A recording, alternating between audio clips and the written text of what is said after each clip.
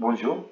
Donc, on passe au régime de résultats nets simplifiés, le RNS. Dans la séance dernière, on a traité le RNR. Pardon. Donc, le RNS d'une façon générale, c'est le RNR à l'exclusion des provisions et des déficits reportables. D'accord?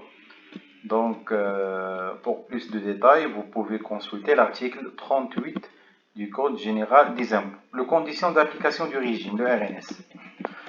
Donc, d'abord, le chiffre d'affaires hors taxe annuel ne doit pas dépasser 2 millions de dirhams lorsqu'il s'agit des activités suivantes.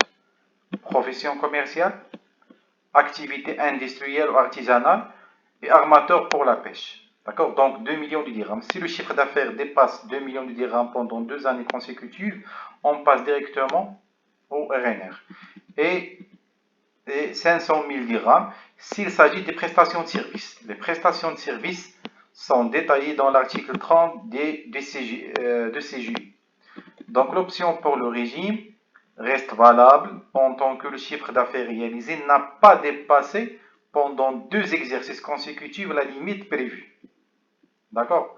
Donc s'il ne dépasse pas 2 millions de dirhams pour les activités commerciales industrielles, ici il ne dépasse pas 500 000 dirhams pour les activités de services pendant 2 années consécutives. Pendant plutôt 2 exercices consécutifs. D'accord? Donc là, grosso modo, d'une façon... là, c'est un petit peu les grandes différences par rapport au régime du RNR. C'est l'exclusion des provisions et l'exclusion du déficit reportable. Donc, on passe maintenant au régime de la contribution professionnelle unique, la CPE, autrefois appelée régime forfaitaire. Donc, la base imposable de la CPU, donc les personnes physiques, bien sûr selon l'article 39 du CJI, les personnes physiques dont les revenus professionnels sont déterminés selon le régime de la contribution professionnelle unique sont soumises à l'impôt sur les revenus selon le taux visé par l'article 73. Donc l'article 73 évoque le taux de 10%. Donc il y a un taux de 10%, un taux unique.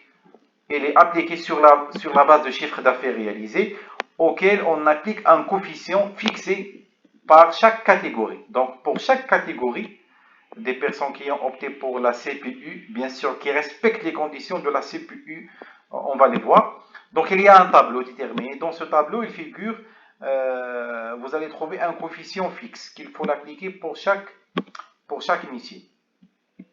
Voilà, donc on a les métiers ici, à titre d'exemple pour le commerce, vous avez alimentation générale, il faut les multiplier par 6%. Comme ça, vous aurez la base imposable. D'accord? Si vous n'utilisez pas produits chimiques, là, il faut les multiplier par 10%.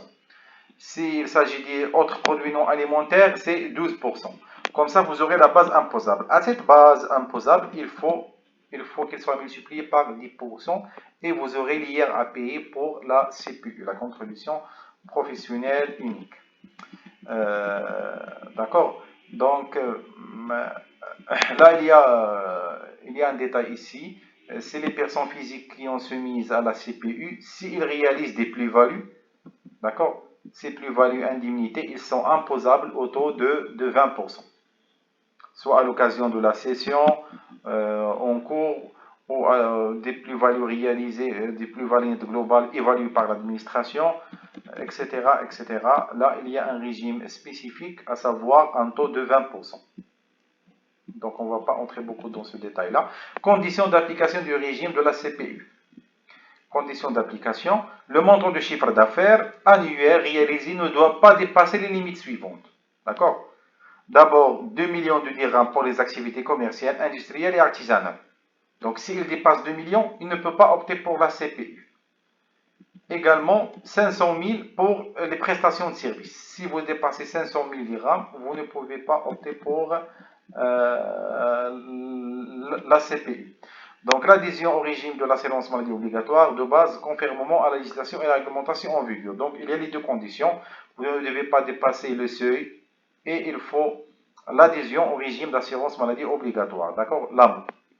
Donc l'option précitée reste valable tant que le chiffre d'affaires réalisé ne dépasse pas pendant 2 années consécutives la limite prévue, à savoir 2 millions de dirhams et 500 000.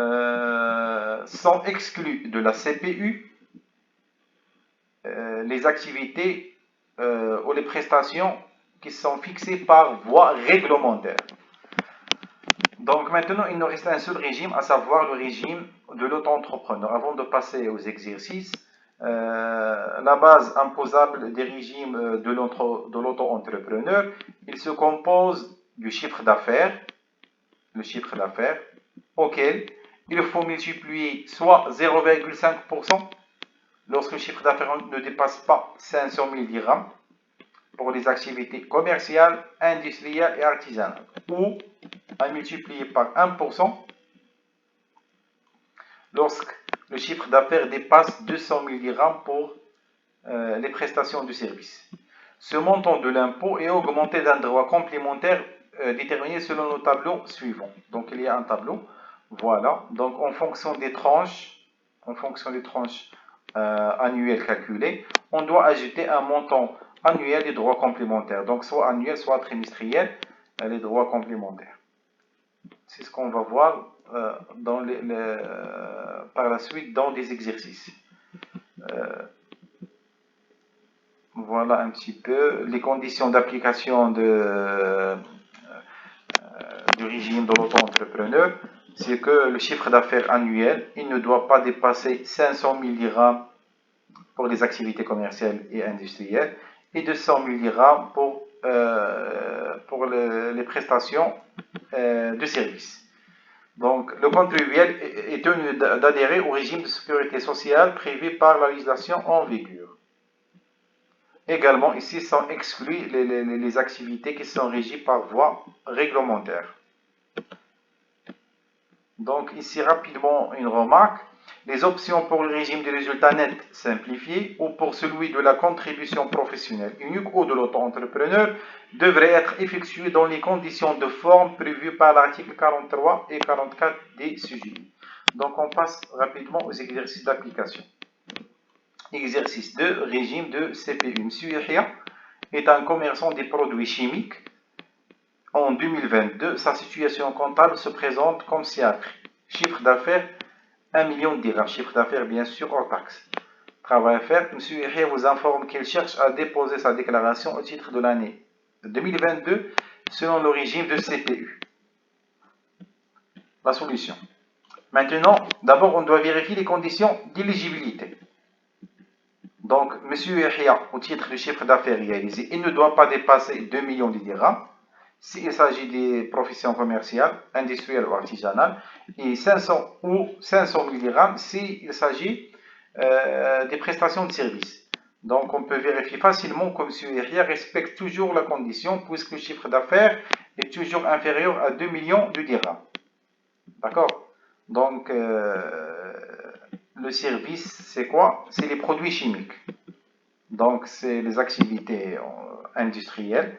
Donc, le chiffre d'affaires ne dépasse pas 200 000 dirhams. Les droits ne dépassent pas 2 millions de dirhams. Donc, on a le chiffre d'affaires fois le taux fixe qui est 10%, voire tableau. Vous avez ici le tableau, je l'ai déjà expliqué. Voilà le tableau. Donc, pour tout ce qui est des produits chimiques, je pense que c'est 10%. Voilà, donc les produits chimiques, le coefficient c'est 10%. D'accord? Il ne faut pas le confondre avec le taux de l'IR ici qui est 10%. Donc, je reviens. Voilà. Donc, c'est 1 million de dirhams fois 10%. 10% qui est le coefficient fois le taux de CPU qui est également 10%. Ça donne 10 000 dirhams. Et là, c'est la première composante de CPU. Au montant calculé, M. Yahya doit verser une somme complémentaire de 4200 dirhams. Donc, comment on a calculé les 4200 dirhams? D'abord, dans la première composante, il doit payer 10 000 dirhams. Donc, revenons à notre tableau qu'on a déjà expliqué. 10 000 dirhams, ça se trouve ici.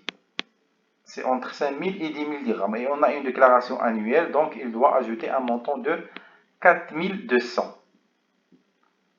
Donc, je reviens à l'exercice. Voilà, donc 10 000 plus 4 200, ça donne 14 200 dirhams. Et il respecte toujours les conditions de la CPU. Voilà, donc c'est tout pour cette séance. Dans la séance prochaine, on va continuer avec l'IR, avec les revenus salariaux et assimilés.